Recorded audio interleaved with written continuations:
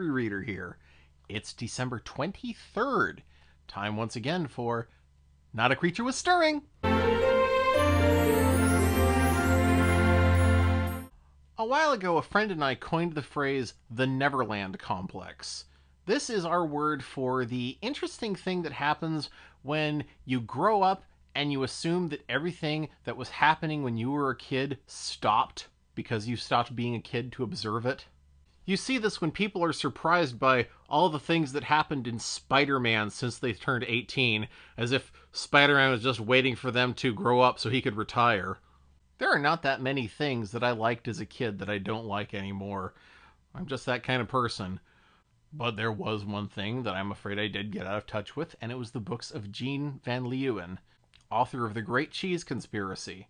I was not even aware that she had written so many sequels to that book. Thankfully for me, and very seasonally appropriate, I discovered that the very next book after The Great Cheese Conspiracy was, of course, The Great Christmas Kidnaping Caper.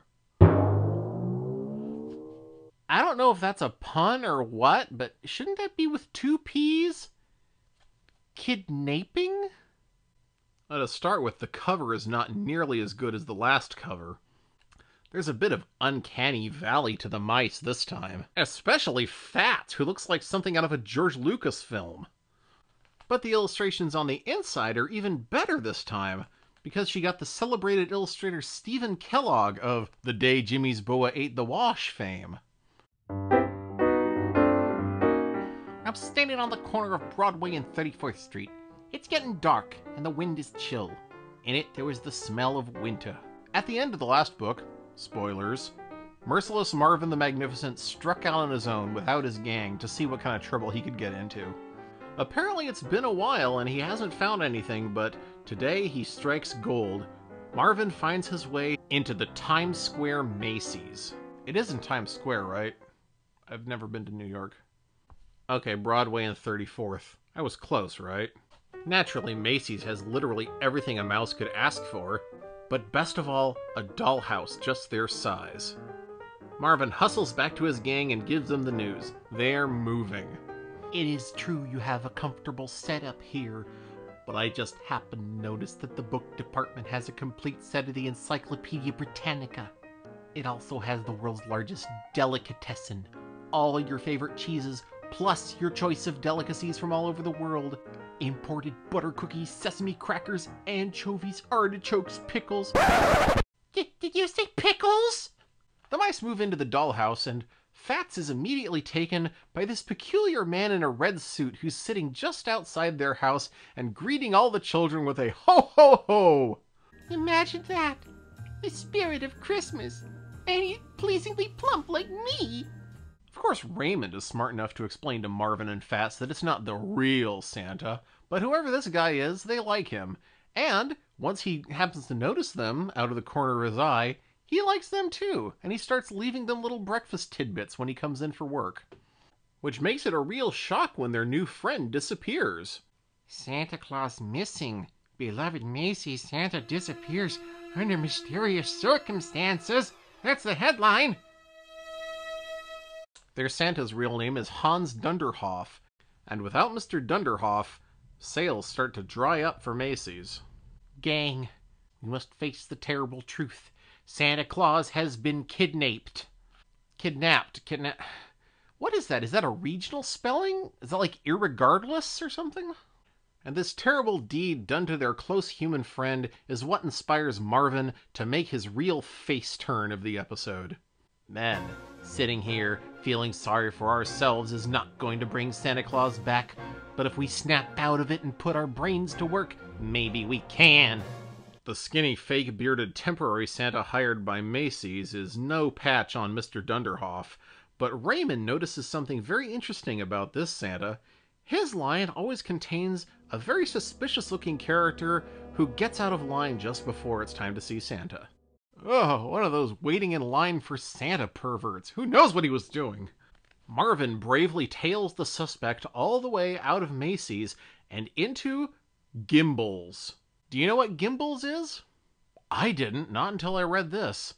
Apparently Gimbels was Macy's big competitor, the Pepsi to their Coke. the GoBots to their Transformers.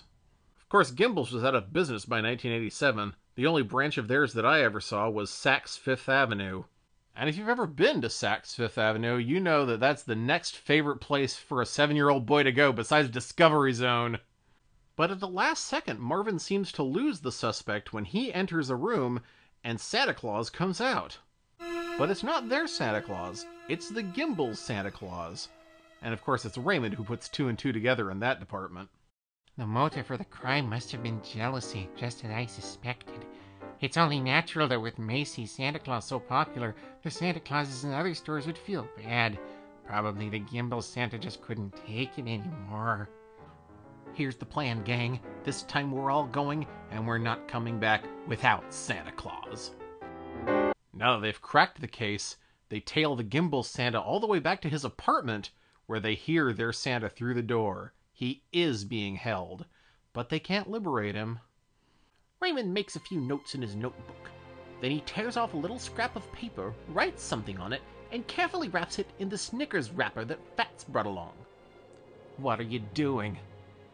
Leaving Santa Claus a message. When he sees the Snickers wrapper, he'll know who it's from. It will give him hope. What does it say? Courage.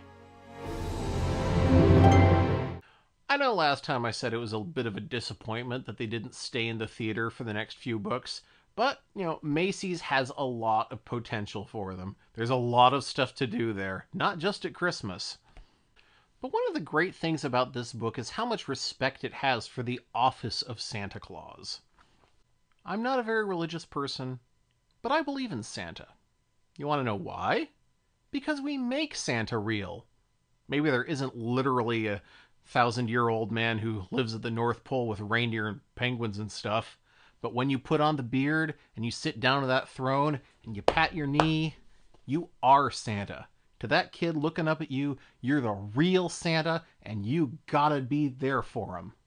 This is something I've known since I was 16, and I realized that was something I wanted to do.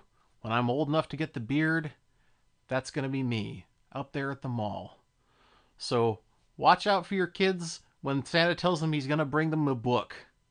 It might be The Hungry Reader.